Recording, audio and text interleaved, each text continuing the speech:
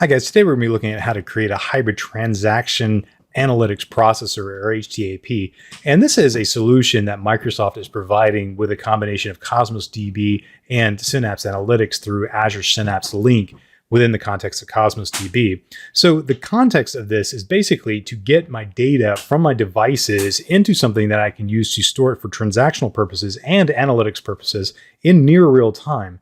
And there's a lot of ways that you could construct the data flow for this to work, but I want to show you a way that you could probably do this. That's probably pretty low cost, but it would also scale fairly well as you might need it to. So there's a lot of things that we're going to look at. So this is going to be trying to do this end to end with doing as very little as we can in terms of code, but also trying to consider the implications of what decisions we make along the way and how those are going to impact the total solution. So what we're going to look at is the flow, look at some of the messaging platforms that you might want to use, look at some of the integration platforms that you might want to use, and then look at the HTAP solution from Cosmos DB and Synapse.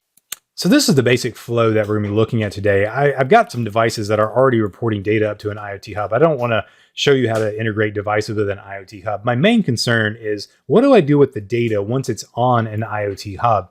Now, IoT Hub does manage devices, but it also does manage the messages coming from devices. So that would be things like device telemetry and device events. And my concern is, what do I do with that data once it's on the IoT Hub? Now, an IoT Hub has the ability to persist data in something like blob storage, which is a great practice. You want to do that for basically kind of like a backup. So your data is there in case you need to replay something. And if something downstream is not available, at least you're getting the data and you're still able to work with that data, even though the downstream systems might be down. But if you're not going to be persisting the data, then you're going to be putting it onto something like a messaging platform. And so IoT Hub allows you to basically write out data to something like an event hub or a service bus. And that would be two different messaging platforms that we're going to mention here. Now, as of recording, the IoT Hub does have the ability to write something over here to a Cosmos DB instance. Now, that integration in my tests has been less than stellar. It hasn't been very reliable. And so this pattern right here, where you go to a messaging platform, then use an integration platform, is the one that I'm still preferring right now. I would love for that feature when it GAs to work. However, this pattern is probably not going away anytime soon, because there are times and places where you might want to not do the native integration and do a messaging platform integration, and then use an integration platform to move it from a messaging platform into Cosmos DB, because these two offerings right here give you the ability to massage the messages and the telemetry coming through them. So you can enrich the data, filter the data, aggregate the data, summarize the data. There's a lot of things you can do as part of a messaging platform and an integration platform before you ultimately land the data in something like Cosmos DB. Now, Cosmos DB is where we want to ultimately get our data, because this has a native integration with Azure Synapse for creating that HTAP. So if this is the flow that we're going to be working with, let's talk about the messaging platforms for just a second. Now, out of the box, there's 3 on Azure that you can use for doing messaging. And that is Service Bus, Event Grids, and Event Hubs. I'm going to talk about Service Bus first, because it's one of the more common ones that folks use. And the reason why that folks like Service Bus is because Service Bus has the ability to tune pretty much every feature of the entire platform. It gives you ultimate control over how messages go through your service bus. So a message is received, and then within the context of service bus, you can route that message around.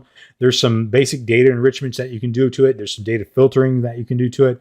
There's a lot of different kinds of things that you can turn on and turn off that will impact the flow of a message. So if you want to guarantee order of delivery, you can turn that on.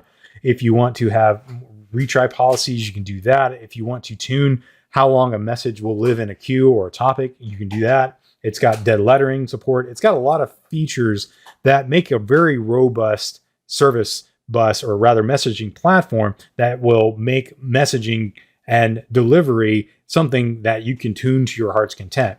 Now, if your message needs order of delivery to be guaranteed, if your system requires that, then Service Bus is pretty much the one you're going to choose anyway, because these other two don't have that guarantee.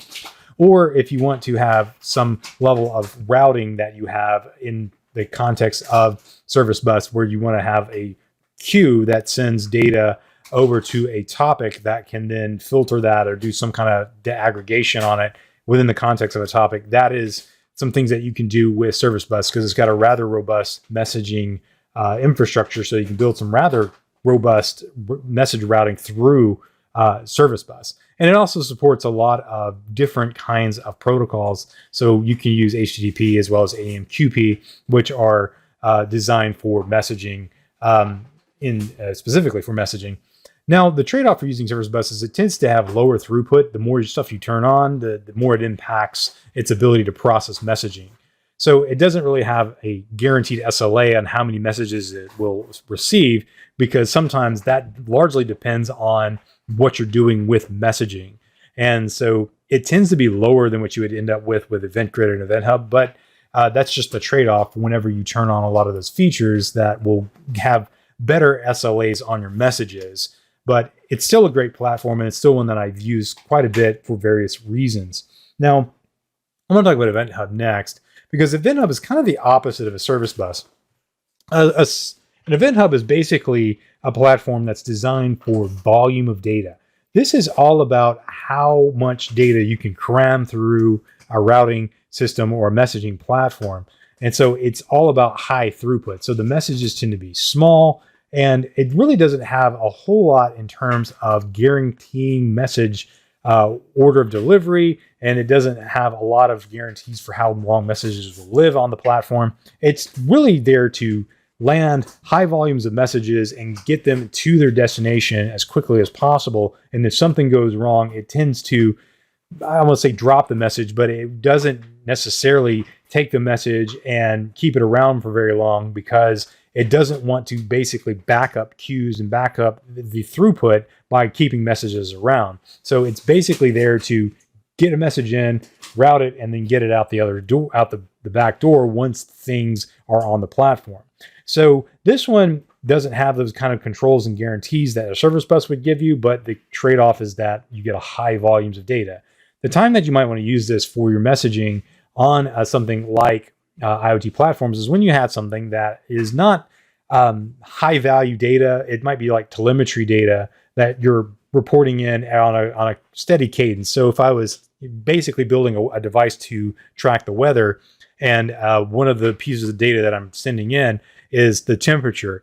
If I am sending that on a regular cadence, say every 10 minutes or 5 minutes, if I miss one data point over a period of a week, it's probably not going to have a huge impact on the overall integrity of my data. And because I missed one reporting session or one piece of telemetry got dropped for some reason, it's not going to have a huge impact on the veracity of the data. I might have a missing data point, but I could definitely interpolate that from the other data that's available and still have high confidence in the data that I'm gathering. Now, if it's something else like a alert or some kind of event that impacts the operations of the device, that something needs to be sent up and something needs to happen when that kind of data comes through, Event Hub is probably not the data platform I want to use for that, the messaging platform I want to use for that. An event grid or a service bus might be more apt to handling that kind of message, because it needs to guarantee that the data gets delivered, that the message gets delivered to whoever the recipient is, and it needs to do it in a way that I can at least have some insight into what happened when something did get wrong, rather than just kind of dropping it. Event Hub doesn't necessarily do that, but it's not really intended to have the robust features that guarantee message delivery or order of operations like a service bus would. Now, somewhere between Event Hub and a service bus is Event Grid. And an Event Grid is kind of like a service bus and kind of like an Event Hub, but it has a little bit less control over the messaging itself, but it does have a little bit more in terms of guarantees for the message delivery than Event Hubs would. So this is one that I tend to prefer for things that are more event-oriented, that don't necessarily need to be delivered in a particular order, and I don't really need to think about a whole lot of the inner workings of the platform. I will prefer an event grid for a lot of messaging in this case. And it tends to have moderate throughput.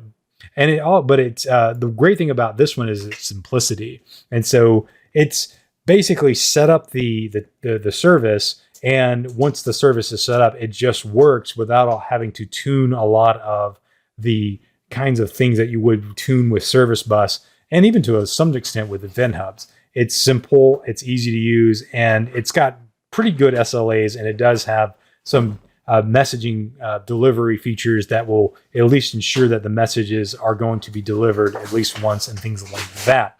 So this one is great for handling autonomous events if you want to use it for that, or it can be used for telemetry as well if you don't want to go with the high volume throughput of something like an Event Hub.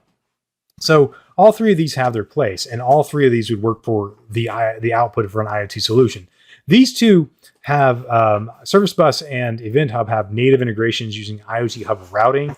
Now, Event Grid topics, though, don't have that integrated routing integration with IoT Hub's routing, but these are things you set up external to an IoT Hub, and the Event Grid topic in this case basically is able to read the IoT Hub data and gives you the ability to select what telemetry or events you want, and then you can filter it within the context of Event Grid, and then you can wire up other things to receive the events and telemetry depending on what you're working with. So all of these work for the same basic purpose, though, and that's basically getting a message and delivering it somewhere.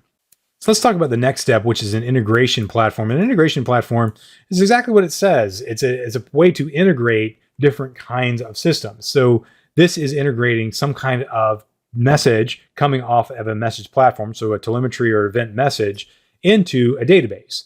And so we are going to be integrating an input from a messaging platform into an output of a database using an integration platform. So on Azure, there are several ways to do this with data. You can do that with logic apps, functions, and stream analytics. So these all have different kinds of use cases and different avenues where you might want to think about using them. Now, I mentioned logic apps here because logic apps is a very popular choice for workflows. This is not a high volume option right here. They can handle decent amount of volume, but it's mostly there for that low code or that no code workflow design where you can do some integrations with other Azure services and then have outputs into many different external systems as well as internal systems in Azure. It's a great integration platform that's designed for doing the very kinds of things that you would do with an integration platform. So it has a ton of connectors for input, tons of connectors for output, and you can do all kinds of stuff between the inputs and the outputs depending on what your needs are. It is probably just the Swiss Army knife of integration platforms in the Azure context. I don't typically like using logic apps because it tends to cost a lot more than some of these other options do.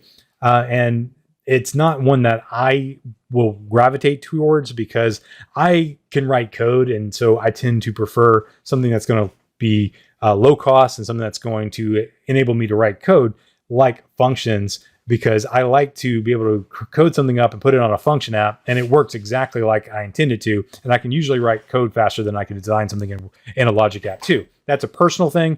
Doesn't mean that's true for everybody. So for the next one, I'm going to talk about functions. Functions, again, are similar to a logic app, except these are a code-oriented solution. Now, functions basically give you the ability to integrate with a couple of messaging platforms, and they have some outputs that you can use as outputs. But because it's code, you can basically do whatever you want within the context of the platform that you're writing on. So if you're writing in .NET, you have the power of the .NET framework. If you're writing in Node.js, you have the power of the Node.js platform. And there's Java functions as well. So you can write all kinds of stuff in the context of an Azure function that gives you whatever inputs and whatever outputs you want, depending on what your needs are. I tend to go with the integrations with this one off of some of the messaging platforms for Azure because I get the message as an object in my code, and then I can have an output. It doesn't have to be an output binding from a function app, although Cosmos DB does have an output binding. But you can also output to things that aren't necessarily supported by Cosmos DB simply by invoking some kind of integration with the code that you're writing, which is one of the advantages of using something like a function. So this one is nice, and it's probably the one that I generally prefer, but there is another one for data, and that's Stream Analytics. Stream Analytics is exactly what it sounds like. It's a way of doing stream processing on Azure. So in this particular context here, where we're doing near real time, we have messages flowing. This is not persisting data. The messages are coming onto the IoT Hub. It's relaying them to a message platform, then that message platform is relaying them to something else. In this case, Stream Analytics can be one of those things that consumes the messaging. So it consumes a message, and it has a way batching up messages and doing different kinds of windows of analysis. You can do data enrichments. You can do filtering. You can do all kinds of stuff in the context of Stream Analytics. It's a very powerful platform based on the SQL language, but it also integrates with static data as well. So you can basically do data enrichments from static data, or use that as a way of doing dimensional analysis with static data. It has a decent throughput as well. It tends to cost a little bit more than a function, but it's got decent throughput, and it's aimed at doing the kinds of things that you would do in a stream process. So if our goal is to actually create an HTAP, or a hybrid transaction analytics processor, HTAP, what that stands for, we need to look at where this idea came from. And it really just is the merger of two more traditional patterns, and that's OLTP, which is online transactional processor, and online analytics processor.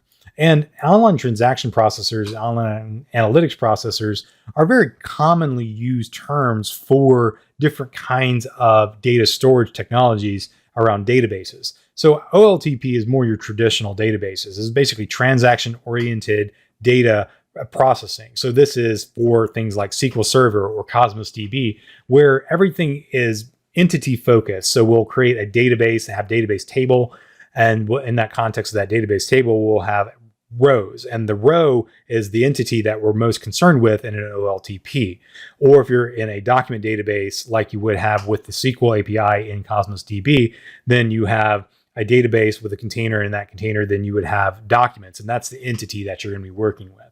An OLAP solution, or OLAP, is an analytics processor, and it's designed for doing analytics type workloads. So this is data reporting, analytics, aggregation, summarization, enrichments, and transformations, all that kind of stuff that analytics processors do. So instead of being entity oriented, this is typically aggregate oriented. So the data store in this case is going to be oriented around things that will make doing these kinds of workloads faster. So instead of storing things that are more optimized for the entity, it's basically going to optimize them for summaries. So I can quickly read a column of data, for instance, if I was working with tables, or if I was aggregating stuff from a document database, I'm going to be looking at the fields in the document database and storing it where it's optimally going to be able to read across a set of fields to summarize that data. So it's going to be aggregate oriented, and the processing is going to be around that as well. So it's going to be much more in line with what you would expect from something like a data warehouse, or a SQL data warehouse, or Azure Synapse, or the Hadoop ecosystem, which are all kind of like analytics processors. Now, if you were to use both of these solutions in the past, typically you had to have some kind of integration between an OLTP and an OLAP solution. And this was typically done with something called ETL, or extract, transform, and load. It would basically have a bunch of databases. It would extract a bunch of data from them, do some transformations on it, then load it into an analytics processor for data warehousing purposes. And this was typically done on a batch process. So it would have a time interval every hour, every 5 minutes, every day, whatever that batch process time interval was. It would run the job, and it would extract the data and move it into the OLAP solution so that you could do your reporting against that and your analytics. If you're doing dashboarding, you could do that as well. And it typically had an out-of-band process for streaming, but the streaming basically kind of skipped a lot of the kind of ceremony for doing ETL. It basically just kind of bypassed both of these, and you had whatever solution you had was receiving a stream of data and also looking at OLAP data at the same time. Now, to kind of address the concerns with this right here, this impedance that's caused by batch-oriented ETL, the idea of an HTAP was born. It was basically to take something like OLTP that is transactionally oriented and combine it with something that is analytically oriented into a seamless system. And that's where you get hybrid transaction analytics processor. And basically, it basically takes the feed from the OLTP solution where the transactional data is being written and basically streams that into an OLAP solution that has a optimized store for doing data analytics again. So you're basically writing the data twice, once in the transactional store and once in the analytics store, but it's doing it almost at the same time so that you can still have more real-time analytics within the context of your analytics processor without having to have this external out-of-band stream for real-time or near real-time data. So this gives you kind of the best of both worlds without having to have the ETL job and also be able to handle near real-time data at the same time. So it's what the integration between Cosmos DB and Azure Synapse is ultimately trying to get with Azure Synapse Link. And this gives you that HTAP solution between the two of them. So this is the transactional store, and this becomes your analytics store. And then that creates the entire solution for you. So to get started here, I have an empty resource group. And the first thing I want to create in this resource group is an Cosmos DB instance. So my Cosmos DB instance is basically going to allow me to create a place to land the data once it's kind of gone through the data flow. And the Cosmos DB database is ultimately what I'm going to connect up to the HTAP solution, which would be my Synapse Analytics solution. So to do that, I have an empty resource group here. I can just type in Cosmos up here and create a Cosmos DB instance right here. So I'm going to go ahead and create a Cosmos DB NoSQL right here, which is the SQL API. I'm going to put it into this resource group, and then I'm going to put it into this one called HTAP. I think I'll call it my HTAP right here. And then I'm going to give it a new name, and I'm going to call it Blaze HTAP. And I'll put it in the ECUS because I think that's where everything else is. I already have an IoT Hub, and I already have devices reporting up to that IoT Hub, so that's the one I'm going to use. I'm just going to go with serverless right here because for my purposes, serverless is going to be more than enough. And that's basically just allowing me to have dynamic scale inside of my Cosmos DB instance. If you need provision throughput with RTUs, you could definitely set that, and it will allow you to have provision throughput that will meet the demands of your database. I don't need global distribution since this is more demo purposes. And I'm just going to take the defaults and pretty much everything else. And it's going to validate this. And I'm going to go ahead and create that. And I'm going to let that run. And we'll come back when that is finished. Okay, now that I have my Cosmos DB instance pulled up right here, I'm going to go ahead and create my database and container. So I'm going to come over here to Data Explorer, and I'm going to create a new database right here. So I can do that by clicking on New Container. And as part of this, I'm going to create a new IoT Telemetry DB, and I'm going to create a container called IoT Telemetry Container right here.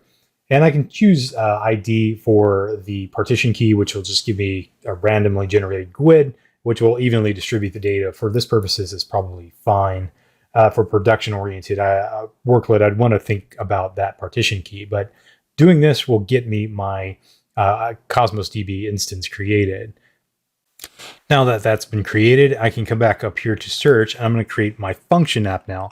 So I can just search for function app, and this is going to list the ones I currently have.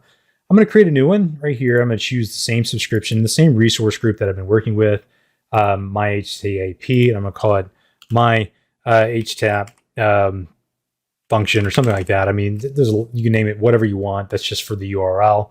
I'm going to choose code and use Node.js version 16 and use the ECUS region. I'm going to use the Linux operating system because it's a little bit cheaper to host on that and it works fine for Node.js. And I'm going to use the consumption serverless. I'm basically a serverless function app because that's going to dynamically scale with my app. Now, I'm going to let it create a new storage account for me and for storing some of the telemetry that comes out of this for logging. And once that's done, I'm going to click create, and it's going to go ahead and create my new function app for me. So I'm here inside of my function app, and I'm going to click on functions to create a new function. So I'm going to click create here, and this is going to take a second to populate this, but this is where I'm going to develop it in the portal. I can use VS Code if I wanted to, or Visual Studio or some other tool, but I'm going to select from the templates right here because this gives me the ability to pick one of these and use it as boilerplate code. And you can see that I can integrate with Service Bus. I can even do a native integration with the built-in IoT Hub. It has an event hub that's built into IoT Hub that I can tap into. But I want to use Event Grid Trigger right here because this is kind of an out-of-band way of doing integrations with IoT Hub. So it doesn't use the integrated routing from IoT Hub. It's kind of an out-of-band process. So it's got some better SLAs around message delivery and that kind of thing. So I'm going to use that. And I can also integrate it with a ton of other things that have the ability to be subscribers to Event Grid topics, which we'll create in just a minute. So now that that's done, I'm going to click on integrations right here.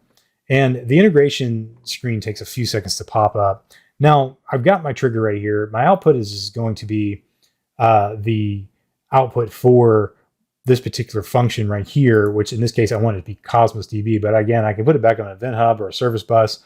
I could write it out to Kafka or SymGrid, whatever I want it to, whatever's supported by this. And these are the integrations that are supported.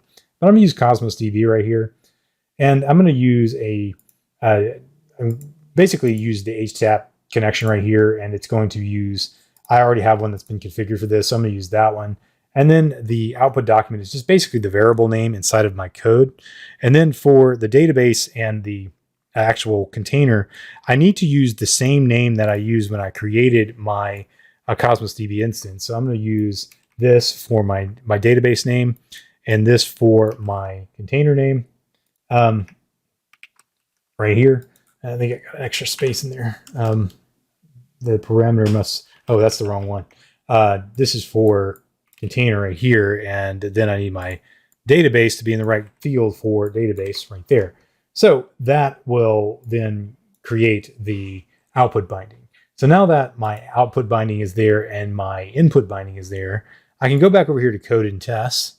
And this is going to give me a lightweight editor for doing the kinds of things that I can do for integrating this stuff with. Now, my function app just requires that I basically add one line of code to this. I mean, it's got 4 lines of code there in the output right there. I just need to add one line of code, and that's basically to create the output. So the input comes in as an object. This is the event grid data right here. This is just logging the event grid data right here to the console. I don't even need those lines of code, but they're there for debugging purposes. And I just output context.binding is that output document, which is the name of that variable that I created. I just need to assign that to the data that's coming in off the event grid topic. And I'm going to save that. And now the function app is ready to go. So let's go create an event grid topic, and we'll use that to actually start feeding some data into this once we wire that up. I'm in the resource group with all the resources that I've created thus far. I have my Cosmos DB account here. I have my function app and the associated resources with that. So now I need to create an event grid topic here, system topic rather. Let's do event grid system topic. And this will allow me to create a new one. And I'm going to choose the type to be Azure IoT Hub accounts. So of course you can use any number of things in this, but I'm going to be using Hub accounts for this. I'm going to be using this resource group, and I want to put the resource group right here in this particular resource group with this particular IoT Hub right here. So this IoT RG is where I have my IoT Hub. And so I'm going to call this my telemetry topic. I could use it. I could call it my IoT Hub topic, whatever I want to call it. And I'm going to basically take the defaults on the rest of this and go ahead and create this. And this takes a few seconds. So we'll come back when that's done. Okay, now that that's done, I'm going to click Go to Resource. And this is my event grid topic right here. Now, I'm going to wire this up to a new subscription, which my subscription in this case is going to be the output from this. So this receives data from my IoT Hub, and I'm going to put this out to my function app subscription or something like that. And I can choose the output type. These are device events, and I'm going to use device telemetry as my event type. And my output, I'm going to choose an Azure function right here. And so I'm going to select an endpoint. And basically, I'm just going to choose my function app right here that I created already. So it's basically pre-populating everything because that's the only one I have. And if I had other ones, they would show up here naturally. But I'm going to click confirm selection. And that's going to basically wire up this particular event grid system topic to that particular function app. Now I can create it. Now, if I wanted to do other things related to filtering and that kind of thing, you could definitely do that. But there's some things that you can do with filtering and other kinds of different tunings that you can have inside of these that give you the ability to shape the output. So you can have additional properties and additional features. It's got how long does the ETL live? You can have dead lettering and expiration times and different things like that, which are typical of some kind of messaging platform like this. But I'm going to take the defaults on this. So now that I have this wired up, I should be receiving telemetry from my devices that I already have wired up to my IoT Hub. And I should start seeing some data inside of my Cosmos DB. So let's go flip over to Cosmos DB and see if I see some telemetry in that database. Okay, so now I have my database up here. I'm going to click on Data Explorer, and let's go into my container right here and click on items, and I should see some items in here. So this is data telemetry that's flowing from that event grid topic through the function app into this right now. So now that this is here, I need to create an Synapse cluster so that I can get this data from this form as a transactional processor into something that I can use for data analytics. So let's go ahead and do that. So to do that, I need to come back over here to I can just search for it rather. I can just type in Synapse Analytics, and I can create a new instance right here. And I'm just going to put it in the same resource group that I have all this other stuff in. And I'm going to create a new managed resource group called my HTAP RG. And this is for other resources that Synapse might create behind the scenes. And I'm going to call it my HTAP for my workspace name. And then I can create a new data lake, which it needs this for different kinds of workloads, depending on what you're doing.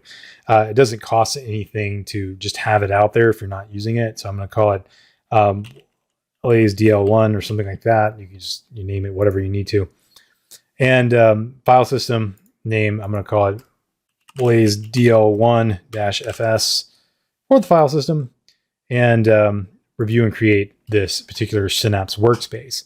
Now, the Synapse workspace is needed using the serverless model just to basically create a place for the integrations to happen. So the serverless model basically will muster resources and compute to do on-demand analytics that I need. So the elasticity of this model allows me to have dynamic compute for the analytics workloads that I'm going to be running against the data that is going to be sent from Cosmos DB into the Azure Synapse Analytics workspace.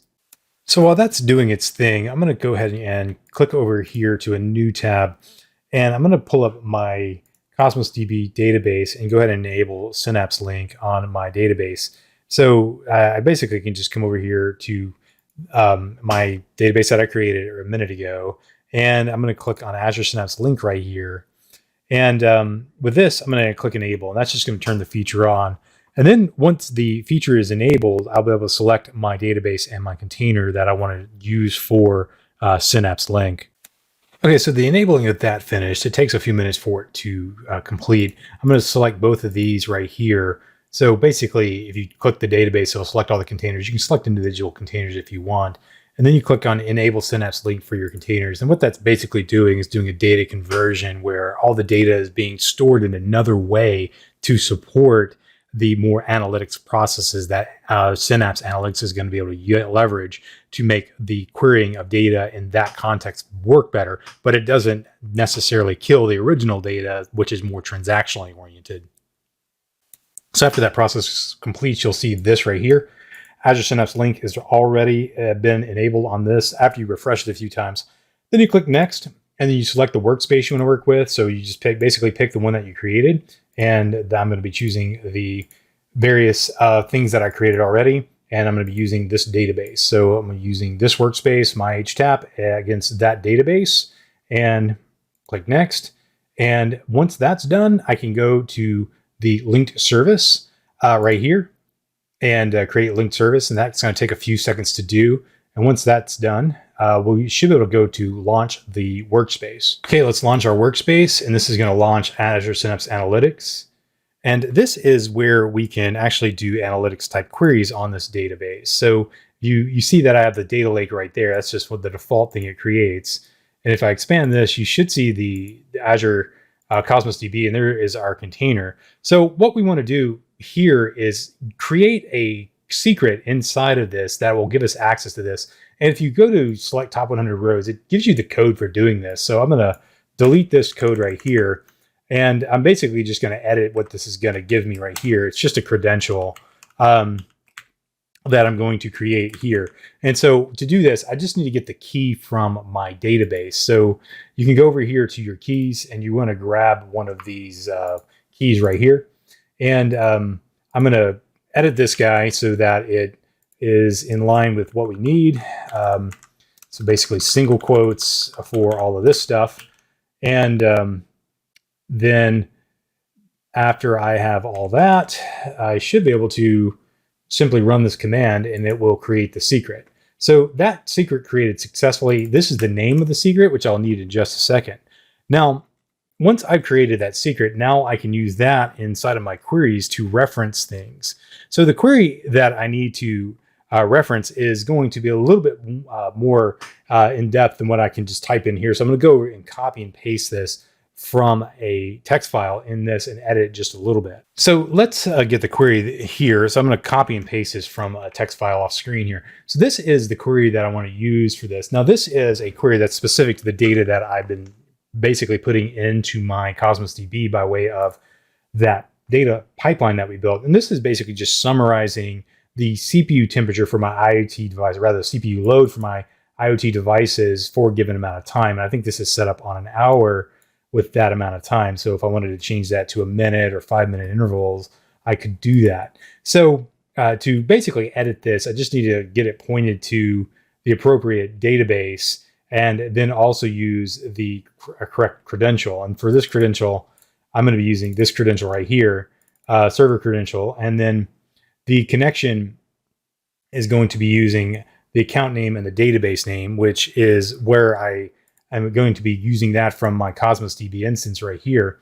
So the account name is this right here, and I'm going to call it HTAP, and then the database name is right here, where I can copy from here, I guess, and paste that in here. And then the telemetry container is right here, and this is just so that everything is pointed in the correct place. So so I have the provider's Cosmos DB, the database, the account name is HTAP, that's the name of the database, that's the container, that's the credential I created up here. So if that's the case, everything should be good to go here if everything is done right. So if I click run, I should get some summaries here in a second. So this first run, when you run it in serverless mode, takes a few seconds for it to spin up some compute. And when that compute spins up, then the query actually runs against the data. So this can take about 15 seconds depending on what you're doing. And I only have a single device reporting in right now, so you're just seeing a couple of averages for those single devices. But this is device 2, and it's reporting in at around 60, around an average of 60% utilization on the CPU. So that depends on what you're doing. If I was to add another device, I would see 2 devices in here or 3, but it's just basically summarizing based on device. And this is the kind of query that you would use for analytics, is basically just doing some aggregation of the data by grouping it into 2-hour increments or 1-hour increments or so. And so this was over the last hour or so whenever this ran. So you can see that the query is now running. And that's all against the data that's going to be in this database right here, basically looking at the fields that we see down here inside of this body. So we see that CPU load field right there. and that's where it's averaging that. So if I wanted to make another query to do one for temperature or memory or whatever it might be, I could do that. And that's what I would get right here if I was doing a summary of some kind of data inside of a data analytics workspace. So just to recap, this is what we basically built right here. We didn't stand this part up. That already had stood up, but we created a messaging platform. We did an integration platform, and then we set up a DB with Cosmos, and then we ultimately got Azure Synapse working to summarize the data that was landed in the Cosmos DB. So this right here, these two together create the HTAP solution, and these three pieces right here together kind of create a streaming analytics workflow or a data pipeline for doing near real-time data ingestion as well as analytics into the Azure Synapse workspace over here. So I'm still getting my persistence layer written right here, and I'm also getting my Synapse as an output from this. So this is a very common pattern that you might see in IoT workloads where you're trying to avoid having these kind of monolithic stores for OLTP and then doing like an ETL job to integrate these. This is fine. This pattern is still alive and well, and I'm not saying it's a bad pattern, but if you can, this is a very useful pattern for a lot of reasons because it eliminates a lot of the complexities that this introduces by basically just creating a hybrid solution that gives you a more live system so you don't have to do these big batch integrations right here. This is more live ingestion of data for both the transactions and the analytics side of the house, whatever we're looking at that. But in any case, this is one way to do it. There's certainly other ways to do this on Azure, but I thought I would create this for showing you how to do what is called what one might consider Kappa style architecture and creating streaming analytics workloads that gives you near real-time analytics as well as transactions in a store that works for a lot of different use cases. And it's actually one of my favorite solutions on Azure. And one day, hopefully they'll get that native integration working and I can just basically skip this step and it just will be IoT Hub, Cosmos, and Synapse working together.